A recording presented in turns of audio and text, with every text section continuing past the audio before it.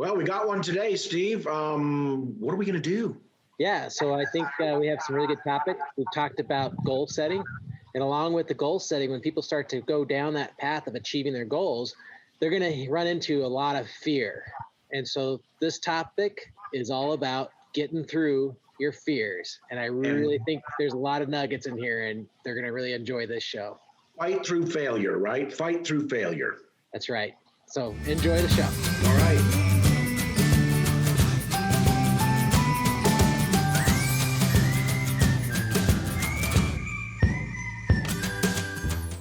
Well, Merry Christmas, Steve. Merry Christmas to you, Steve. You know, we're in different places here, but the spirit of Christmas is still raging out here in Colorado. I don't know about in your sunny parts of town. Yep. Well, so I'm in Arizona. Nice. Unfortunately, the background is of the house, and I'm actually looking into the backyard with some great landscaping, but the camera didn't work. Well, I like that tree. I like that big tree you got back there. I'd like one of those in my backyard. The camera just wasn't working with me in the lights here, so I had to flip it around. So unfortunately, and then I had to take my sunglasses off because it is bright. Well, welcome everybody to the Steve and Steve Show. I'm Steve Wastenberg. And I'm Steve Walsh. And here we are, a day after Christmas, and we've got a heck of a topic tonight. But today, I think I wanted to say first, though, like we always do, thank you all for subscribing. We hope you've had a wonderful Christmas season here. We appreciate you taking some time to listen to us in the midst of it. You know, it's the 12 days of Christmas, right, Steve? Right. So are we on day 2, right? Yeah, exactly. Second day of Christmas. So tell your friends and family about it. You know, they're probably sitting around saying, what am I going to do? Stop looking at TikTok or something like that. Come over and listen to the Steve and Steve Show. That's right. Tell your friends, right? That's right. Hit that subscribe and don't forget that bell to get notified for our next video when we do publish that. So Steve, you said you had a topic for today. I do. And I've also, because it was a big Christmas season and all, I'm trying to go, a little light. So, I mean, we don't ever, we don't get paid for anything. We don't advertise, but I figured maybe a Bud Light might be this is just a nasty tasting beer. I'm sorry. It just doesn't taste. But it's not a heavy beer. So kind of like drinking water. Well, being in the desert, I'm drinking water because you can't get enough water in the desert. Excellent. And it's healthy.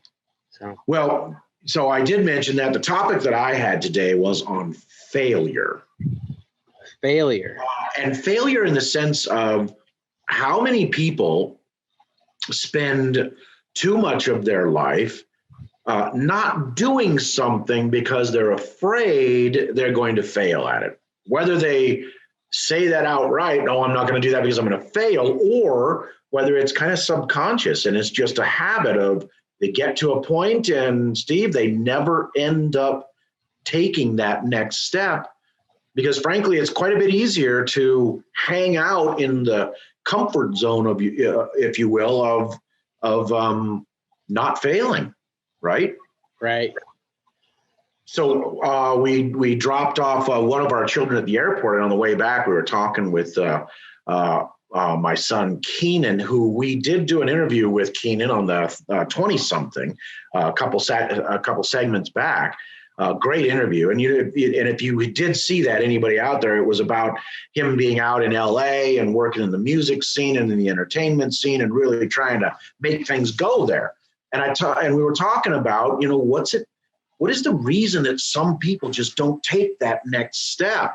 And he was saying that, what it is, it's this fear of what somebody is going to say in terms of like criticism. Mm-hmm. So in this specific case, there was some real worry about criticism. And I asked him, well, what about you? When you put your music out there or when you do things, do you worry about that criticism? And he said, you know what?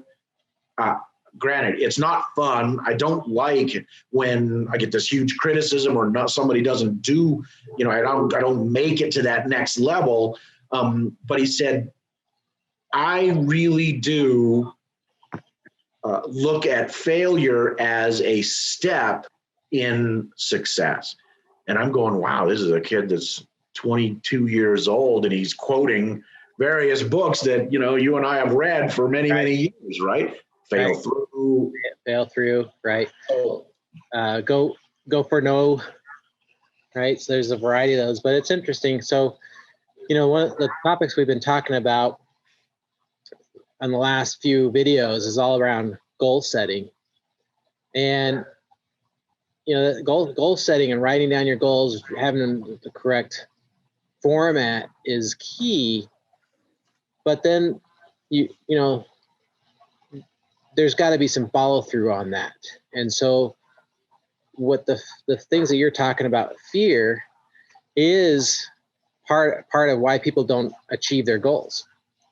And I think what Keenan or your son mentioned about the criticism is one aspect, right? Fear of what people are going to think about you. So that's one of the secrets that in Napoleon Hill's Think and Grow Rich is to not share your goals with people because of that, because you're interesting, right. So you're afraid to share your goals because of that criticism, right? And the thing about Napoleon Hill not sharing your goals is also so that you don't get the dream stealers, right? Because if you get the criticism, then they dream steal, and that's really what people are trying to avoid, is someone saying that they can't do something, right? But then you also have the other piece of it is if you fail, what are they going to say when you fail, right? So I think the fear is real.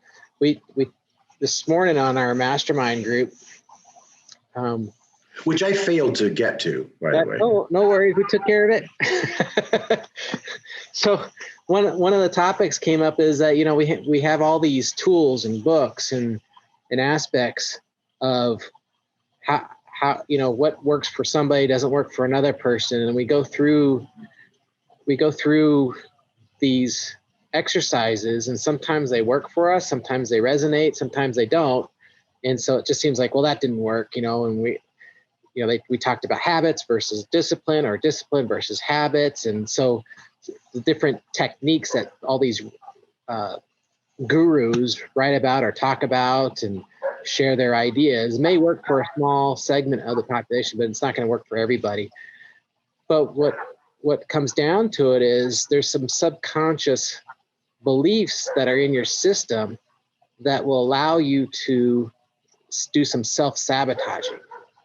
And a lot of the stories we tell ourselves that locks that self-conscious beliefs in is to prevent us from some level of fear, right? The fear of failure, or the fear of success, or fear of criticism, whatever that fear is, gets locked in subconscious, and that shows up later when you're trying to execute. Maybe you go and maybe you get a sales job and you've never done sales before, and so there's some subconscious thinking about what a salesperson is or does, and you get that first no or that first punch in the nose, and you say, I'm done.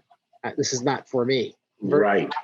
Pushing through and figuring out how to be a better salesperson that's not a salesy type person, but someone who can help people make better decisions.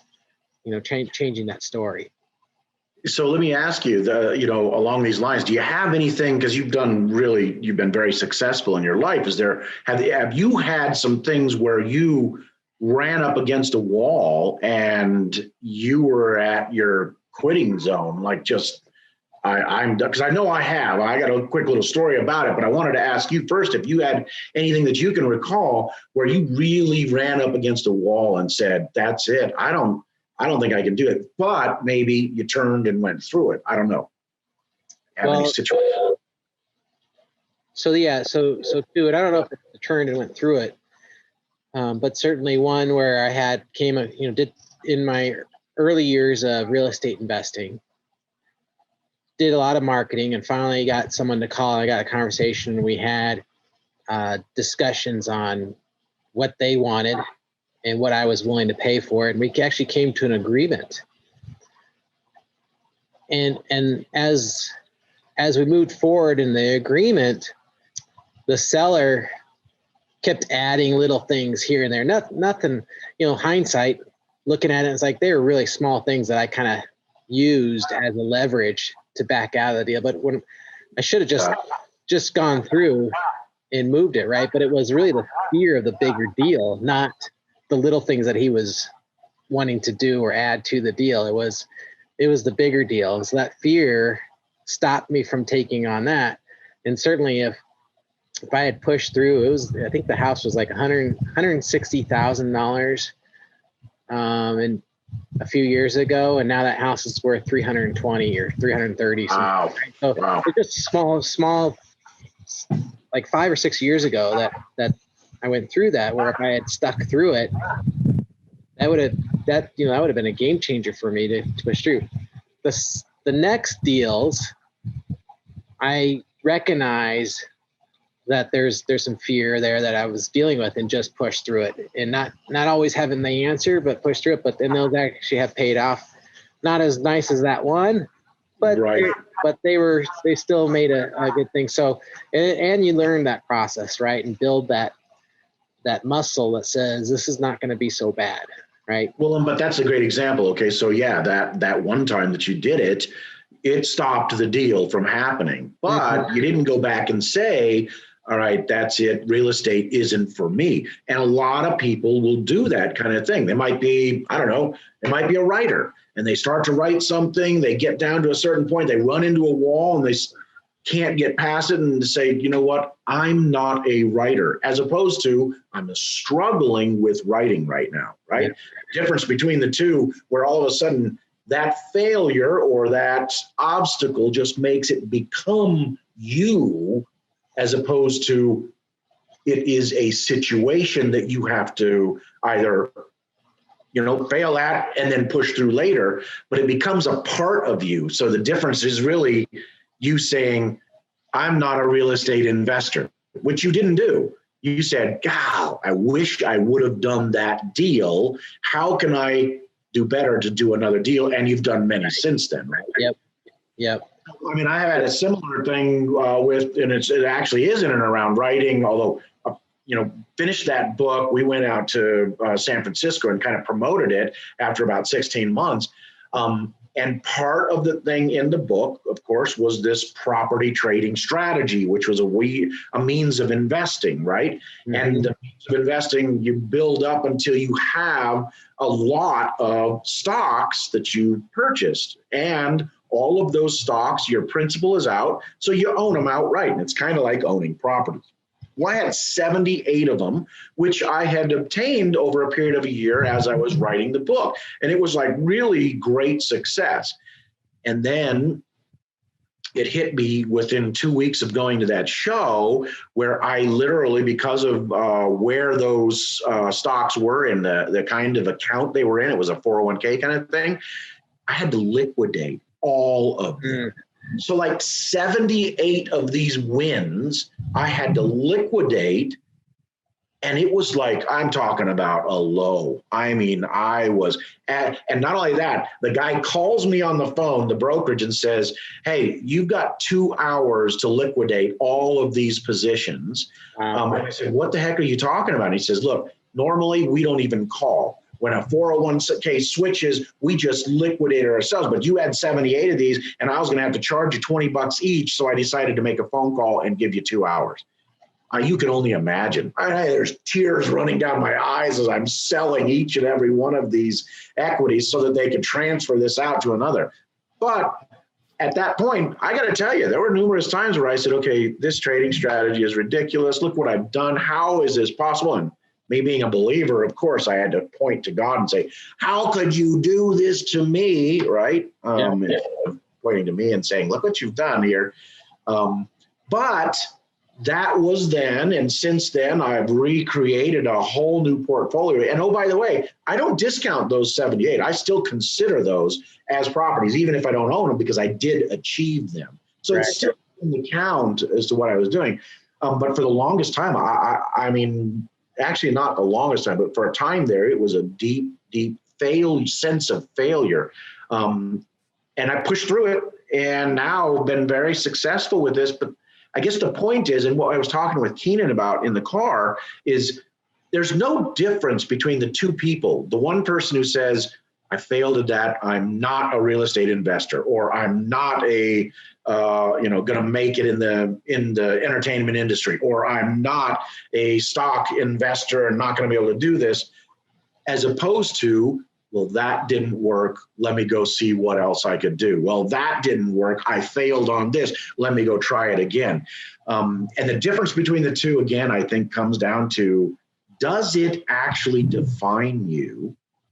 Or do you say, that's not me, it's just something that happened and I've got to figure out a way to get over that obstacle? You know? Right. Yeah. So that kind of actually goes back to, first rule of success principles, right? Taking 100% responsibility, right? So the formula for that is the event plus your response is your outcome, right? And so reviewing your situation where you had to liquidate, right? The event is that your portfolio had to move, right? Your response from that is, I got to do this, and I have to sell off. So what's the response after that? You could say, you know what, this whole stock market thing is it's all rigged. It's not right. No one can win in this. Or, all right, I've learned, and I gotta rebuild, but now I'm going to do it better because I've got some lessons in the past, right? So it's definitely a few things there. Similar situation with me. With recently, we have you're familiar with Bitcoin. Sure. Yeah. Right? So with me looking at Bitcoin, and I'm watching all these gurus and yourself and a bunch of other articles, and everyone's saying, Bitcoin's going to take off and you want to get in before it goes over 20. And I was like, I should get, put some money into that because everyone's saying it's going to take off, right? Well, on Thursday when the market, I don't know, I didn't check today, but I think it was like 25,700 or something. So when not just over 20, but it shot well into the 20s. Right. And that was the fear holding me back, because I made up excuses like, I'll do that tomorrow. So I let procrastination creep in, but it was really the fear, which is just making some transfers on my phone right there and pulling the trigger. So, and I think a lot of people do that. They don't understand Bitcoin. And so they let their fear of not knowing what it is come into play. And so they come up with excuses. And so there's a variety of different ways of fear. Yeah. But I think the big lesson that we can, there's an airplane going on. I can't hear it over here. It's a small plane too. The big thing that, fear is real, as in what we interpret it, right? What the actual fear is may not be real, but what we can do is become aware of our feelings around that, right? So you're gonna have some feelings that senses, I don't know, I don't have enough, or I'm afraid. The fear of missing out, that's huge. So different varieties of it, but having that awareness of what your body's feeling and what you're thinking, and saying, okay, I'm experiencing fear, I'm nervous, I don't know about this. What can I do? How can I look at the situation? What can my response be to either not go forward, to make that purposeful decision, or make a purposeful decision to go forward, right? So a lot of times you hear, the fear is usually we think about all the things that could go wrong. Right. What about all the things that could go right? That's exactly it. Right? That's exactly it. Having that awareness of, okay, what am I experiencing? What am I feeling? Oh, this is fear. And then the practice of, okay, what's my response on this? It's I'd like to add that some of that fear might be of the fear of what other people might think, right? Especially with youth today, that's a big deal.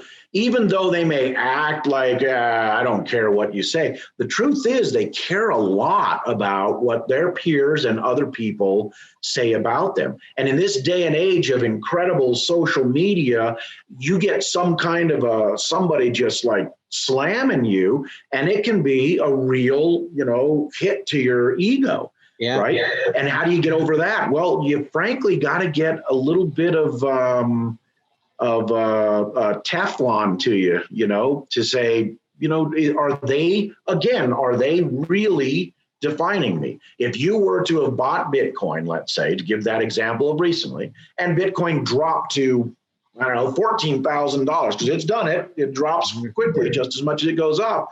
And then somebody comes up to you and says, yeah, I told you, what the hell are you investing in that, rat poison, fake money thing? Right. Then you start going, what am I? But you gotta take that, as you've said so nicely, that 100% responsibility. You make the decision to do some sort of an investment or go off and do some sort of a dream that you have. You got to take that responsibility. And when the slings and arrows come, you take them, say that's what that is, and you go through it and get to the other side of it. If you don't, you'll live in kind of a world that might be semi-comfortable, but it won't give you the kind of joy and the thrill of true success. Would you agree with that? That you get when you go through the tough times, you get to the other side? Well, it's definitely in a hindsight view, right? Even if you you got to recognize it, right? You got to do that reflection and say, okay, I didn't do well. I got into this deal or made this purchase. I didn't do well. But if you look at it as like, I took action. I moved forward and I learned, this is what I learned from it. Then it becomes a positive win.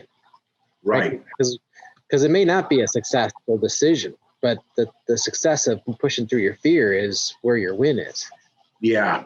That's interesting. We probably got to get close to wrapping up here. But one of the things that Keenan said in the conversation in and around this was, you know what, Dad?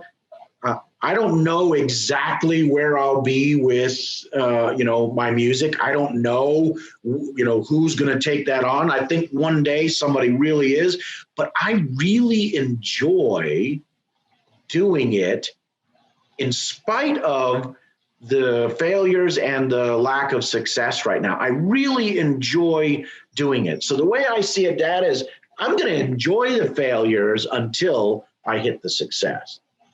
And I said, well, I don't know if you want to enjoy failure, but I see what you're saying, right? You want to make it joyous as you're going through it, even in midst of, that's a strong character trait, Yeah. He's got some good thinking there. I flat out told him, I said, you're gonna be successful because that's the kind of thing you need to get through the tougher times. Yeah. I think he's thinking it in the right way because it's all about the journey. So. Yeah. All right, Steve, we do need to wrap this up. We've been going for a while. I think there are some very good nuggets here. Well, cheers. Next time we'll be in person and we can be back in the kitchen studio. And Merry Christmas, man. Merry Christmas. Merry Christmas. Cheers. Cheers. All right, so thank you for getting this far in the video. Don't forget to hit that subscribe if you haven't done that yet, and that bell for notifications. And like always, hit that like and share. We certainly appreciate you guys watching the Steve and Steve Show. We sure do. Thanks. All right. Enjoy.